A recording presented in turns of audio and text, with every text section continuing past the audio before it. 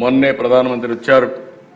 NTPC అదే మాదిరిగా జెన్కో కలిసి 2 లక్షల కోట్ల రూపాయలతో ఒక గ్రీన్ ఎనర్జీ ప్లాంట్ ఓపెన్ చేశారు.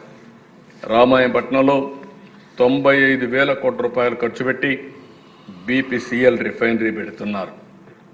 నక్కపల్లి ఫార్మా,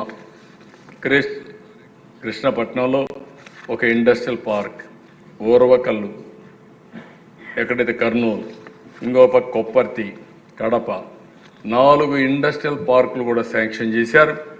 దీనివల్ల రాబోయే రోజుల్లో ఉపాధి అవకాశాలు మెరుగుపడతాయి. ఇవి కాకుండా మీరు చూస్తే అధ్యక్ష, రాష్ట్రాన్ని గ్రీన్ ఎనర్జీ హబ్గా తయారు చేయాలని ముందుకు పోతున్నాం.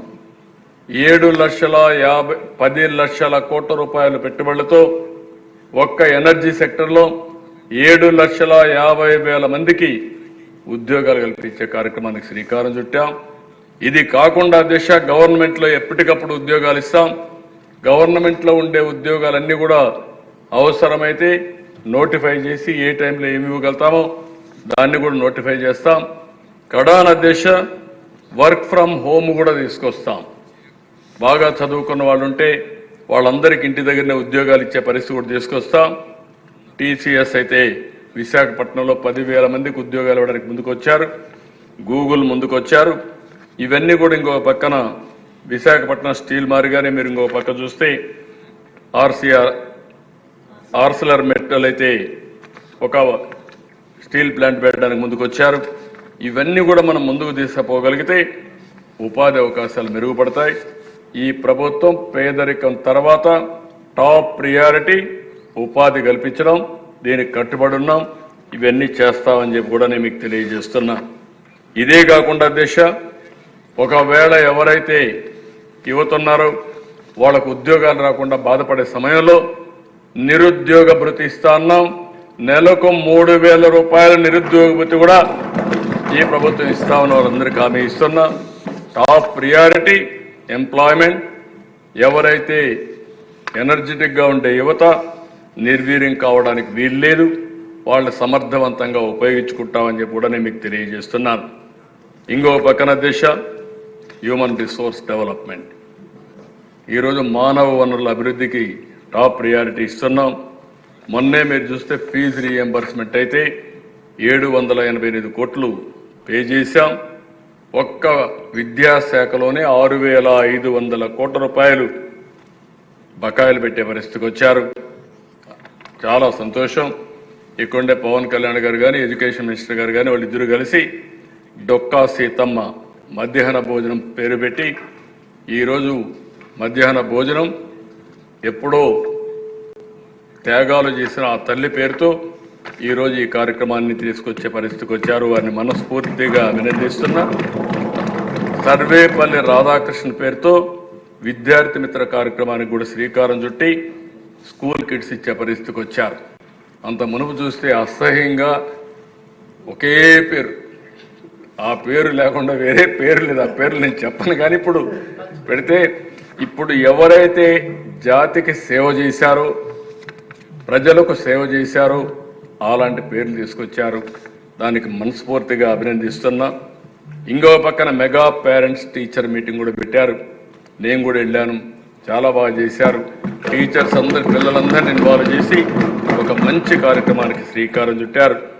ఇంకో పక్కన మీరు ఒకసారి చూస్తే అధ్యక్ష, ఎన్టీఆర్ వైద్య సేవకి 1,770 కోట్ల రూపాయలు ఇచ్చాం.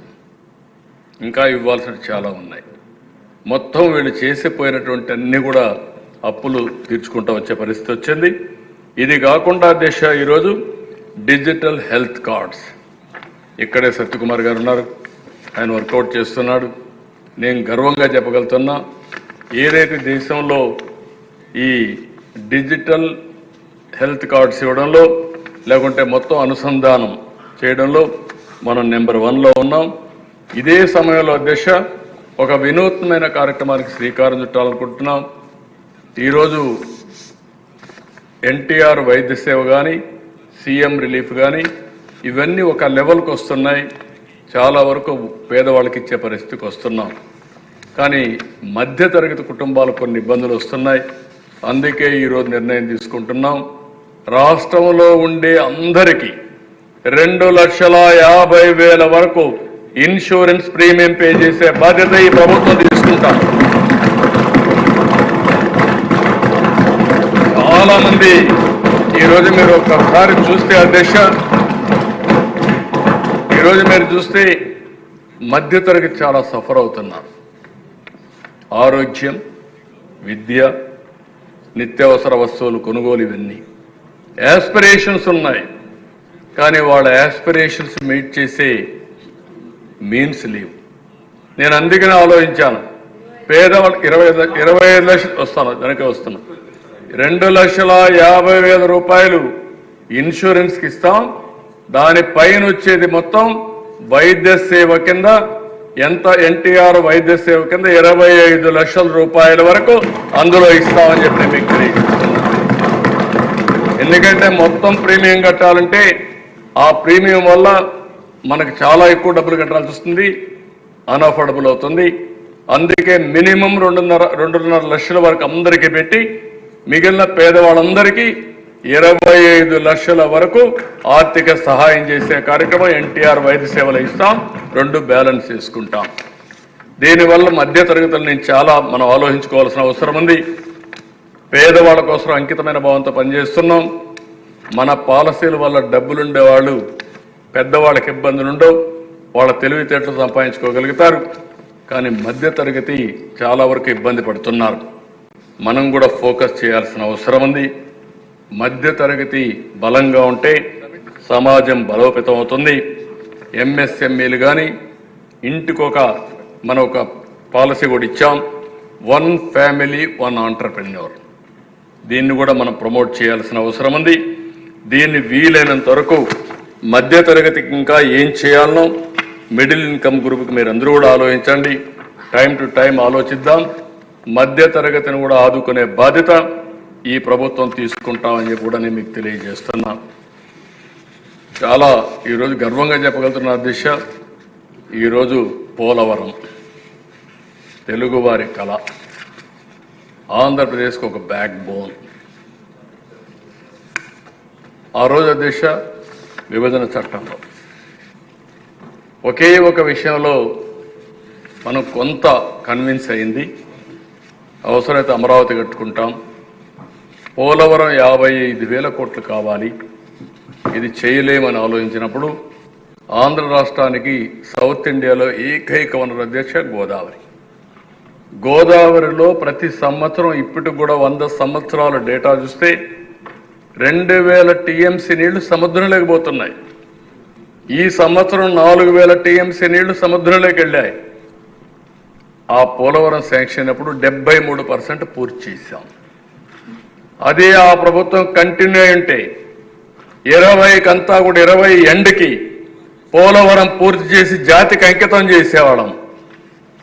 ఎప్పుడు పోలవరం డయాఫామ్ వాల్ బిందు ఐడెంటిఫై చేయలేని పరిస్థితి వచ్చారు. చాలా ఒకసారి దిశ నేను ప్రతి వారం ఇప్పుడైనా సరే మా మంత్రి గారికి అప్పచెప్పాను. కానీ 5 సంవత్సరాలు సోమవారాన్ని పోలవరంగా చేసుకుని దాన్ని పరిగెత్తించాం. 73% పూర్తి చేశాం.